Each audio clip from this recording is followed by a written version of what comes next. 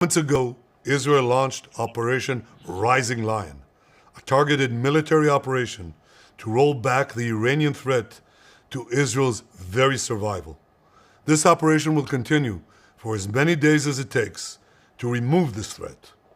For decades, the tyrants of Tehran have brazenly, openly called for Israel's destruction. They've backed up their genocidal rhetoric with a program to develop nuclear weapons. In recent years, Iran has produced enough highly enriched uranium for 9 atom bombs. 9. In recent months, Iran has taken steps that it has never taken before, steps to weaponize this enriched uranium. And if not stopped, Iran could produce a nuclear weapon in a very short time. It could be a year, it could be within a few months, less than a year. This is a clear and present danger to Israel's very survival. 80 years ago, the Jewish people were the victims of a Holocaust perpetrated by the Nazi regime. Today, the Jewish state refuses to be a victim of a nuclear Holocaust perpetrated by the Iranian regime. Now, as Prime Minister, I've made it clear time and again, Israel will never allow those who call for our annihilation to develop the means to achieve that goal. Tonight, Israel backs those words with action. We struck at the heart of Iran's nuclear enrichment program. We struck at the heart of Iran's nuclear weaponization program. We targeted Iran's main enrichment facility in Natanz. We targeted Iran's leading nuclear scientists working on the Iranian bomb. We also struck at the heart of Iran's ballistic missile program. Last year, Iran fired 300 ballistic missiles at Israel. Each of these missiles carries a ton of explosives and threatens the lives of hundreds of people. Soon, those missiles could carry a nuclear payload, threatening the lives not of hundreds, but of millions. Iran is gearing up to produce 10,000 of those ballistic missiles within 3 years. Now just imagine 10,000 tons of TNT landing on a country the size of New Jersey. This is an intolerable threat. It too must be stopped. Iran is now working on what it calls the new plan to destroy Israel. You see, the old plan failed. Iran and its proxies tried to encircle Israel with a ring of fire and to attack us with the horrible attack of October 7th. But the people of Israel, the soldiers of Israel, rose like lions to defend our country. We crushed Hamas, we devastated Hezbollah, we hit Iranian proxies in Syria and Yemen. And when Iran directly attacked us twice last year, we struck back inside Iran itself.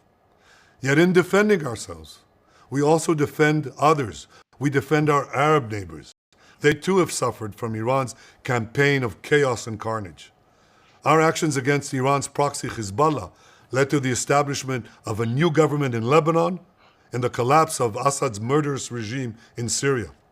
The peoples of those two countries now have a chance for a different future, a better future.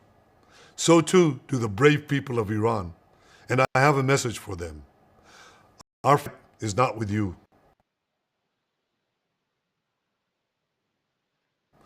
Our fight is with the brutal dictatorship that has oppressed you for 46 years.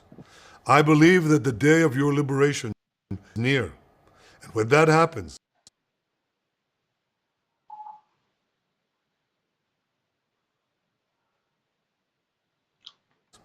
the great friendship between our two ancient peoples will flourish once again. I want to assure the civilized world, we will not let the world's most dangerous regime get the world's most dangerous weapons. And Iran plans to give those weapons, nuclear weapons, to its terrorist proxies. That would make the nightmare of nuclear terrorism all too real. The increasing range of Iran's ballistic missiles would bring that nuclear nightmare to the cities of Europe and eventually to America. Remember, Iran calls Israel the small Satan. It calls America the great Satan. And this is why for decades, it's led millions in the chants of death to Israel and death to America. Today, Israel is responding to those genocidal calls with action and with a call of our own. Long live Israel, And long live America. Our action will help make the world a much safer place. I want to thank President Trump for his leadership in confronting Iran's nuclear weapons program. He has made clear time and again that Iran cannot have a nuclear enrichment program. Today, it is clear that Iran is just buying for time. It refuses to agree to this basic requirement of peaceful nations. That is why we have no choice but to act, and act now. The hardest decision any leader has to make is to thwart a danger before it is fully materialized. Nearly a century ago, facing the Nazis, a generation of leaders failed to act in time. They were paralyzed by the horrors of World War I. They were determined to avoid war at all costs, and they got the worst war ever. They adopted a policy of appeasement. They closed their eyes and ears to all the warning signs. That failure to act resulted in World War II, the deadliest war in history. It claimed the lives of 60 million, including 6 million Jews, a third of my people. After that war, the Jewish people and the Jewish state vowed, never again. Well, never again is now. Today, Israel has shown that we have learned the lessons of history.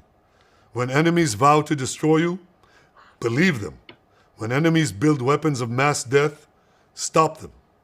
As the Bible teaches us, when someone comes to kill you, rise and act first. This is exactly what Israel has done today. We have risen like lions to defend ourselves.